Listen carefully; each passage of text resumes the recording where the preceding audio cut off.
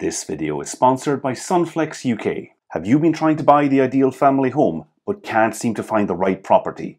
Maybe you've decided to buy a house and then build an extension to make it work for you. That's what my client had in mind when they contacted me to discuss this house in England. It turns out there are some hidden problems with the property that everyone should look out for when buying a home. Watch to the end to see what I mean. If you're new to the channel, my name is Neil and I have been a self-employed architect in the UK since 2009. Alongside this YouTube channel, I also run reallifearchitect.co.uk, where anyone can book a consultation with me to discuss altering and extending a home or building a new house in the UK. There's a playlist at the end of this video where you can see more of these consultations. In July 2023, I was contacted by a client who was thinking about buying this house. I have their permission to make this video, but I'm not going to name them or give away the exact location. My client wanted to know what they could do with the property, and they had three main goals: convert the garage to habitable space, and change the internal layout to create a more open plan living area, build a small extension to the front to make that new living space larger, take the roof off and build another story on top with extra bedrooms. The first two steps would be carried out as soon as they bought the house, but the final step, adding a story on top, was not something they planned to do for several years. The house next door had added a story on top about 10 years ago, and my client assumed this would be straightforward. Turns out it might not be so simple. Planning work far into the future is common, but it causes big problems. I will explain why later in the video. The house is part of this row, built in the 1950s. Now the first thing that struck me is, why are all the houses set so far back from the street? The site is in a well-developed residential neighbourhood. There are properties on either side, mature trees, and the large development behind the house dates from the same period but has a much higher density. If this were an empty site and a developer wanted to squeeze in as many homes as possible, it wouldn't be difficult to build twice as many houses as they have. So why didn't they? Turns out the client was from the area. They knew the history of the site and it raised some interesting issues. They told me that part of the site near the street had been used as a rubbish dump before these houses were built.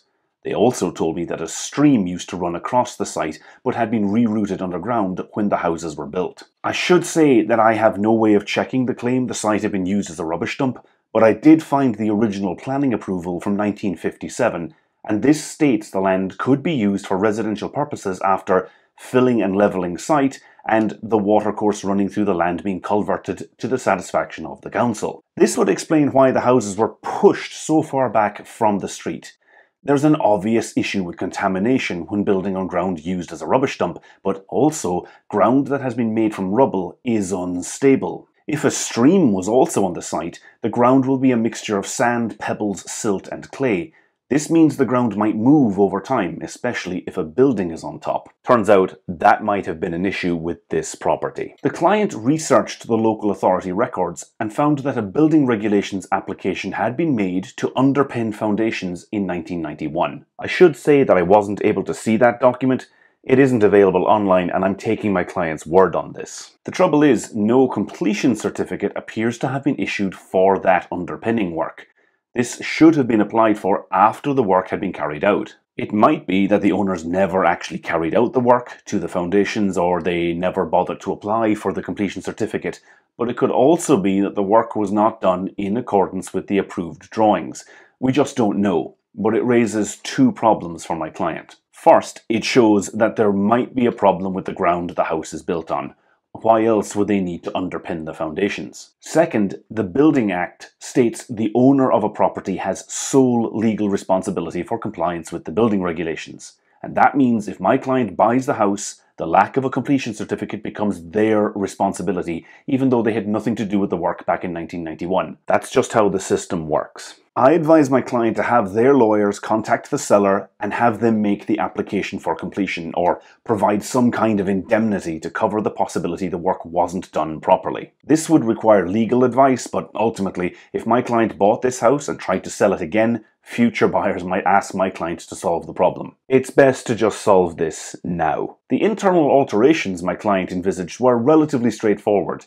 Even converting the garage seems feasible. Building immediately to the front of a house is usually not something planning departments encourage, however. Many planning departments have guidance on this, and they typically don't allow anything bigger than a porch. In this case, given the house is so far back from the public street, the odds of getting planning approval for a larger extension to the front are pretty good. It all depends on the size and appearance of the proposed extension, but I think it stands a reasonable chance.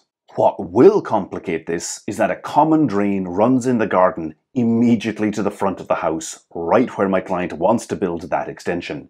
It's the red dashed line on this drawing. A common drain is a sewer that is shared by several properties. Even though it might be on your land, you can't just build on it. You need consent from the local water authority, and they will need detailed information from your structural engineer.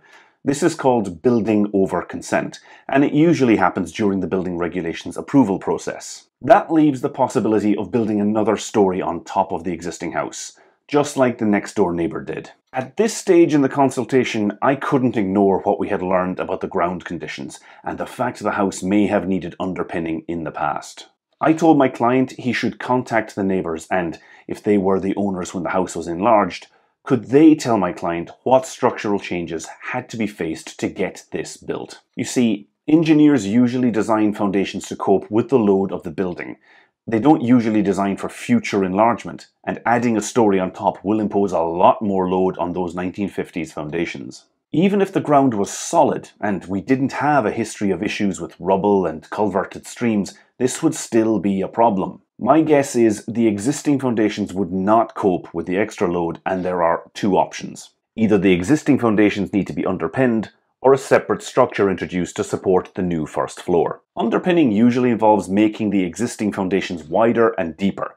Whenever I've seen this done, the contractor digs a hole about 1 meter wide near the foundation, fits stainless steel rods into the existing concrete, and then pours new concrete into the hole. The stainless steel rods help join the new and old together, the hole is filled, and a new hole dug next door, and so on in sections all the way around the building until all the existing foundations have been made wider and deeper. The alternative is to leave the existing foundations alone and introduce a new steel frame inside the building to support the first floor and roof. The steel columns will sit on new concrete pad foundations, each about 1 meter cubed. There might need to be 6 or even 8 of these pad foundations inside the house, so lots of digging and disrupting the existing building, but it sometimes works out less expensive than underpinning. In either case, this work will cost tens of thousands of pounds, and if all my client gets at the end of the day is 2 more bedrooms, it might not be worth it.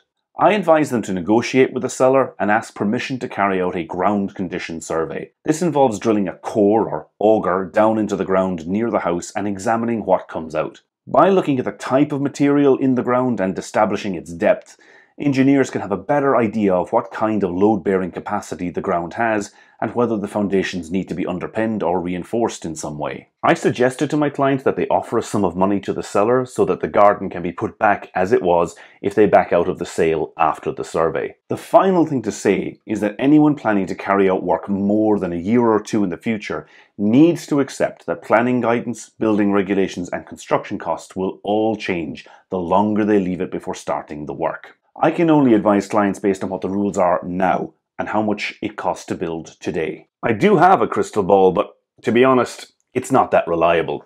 So if you are considering buying land to build a house in the UK or just altering an existing home, you can book a consultation with me via the Real Life Architect website. I put a link in the description. Please talk to me before you buy anything and read the terms and conditions before you book the consultation. If you are designing a new home or extending an existing house, you should also check out the sponsor of this video. Sunflex UK design and manufacture high-quality aluminium windows and doors. I've specified them on several of my own projects over the years, and they offer a great balance between cost and quality. I made this video about their bifold doors, including the costs. You should check it out, and I've put a link up here and in the description. My name is Neil, and I have been a self-employed architect in the UK since 2009.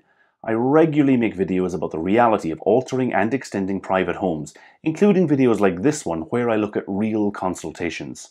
Check out this playlist if you want to see more, and if you enjoy my content, please subscribe to the channel.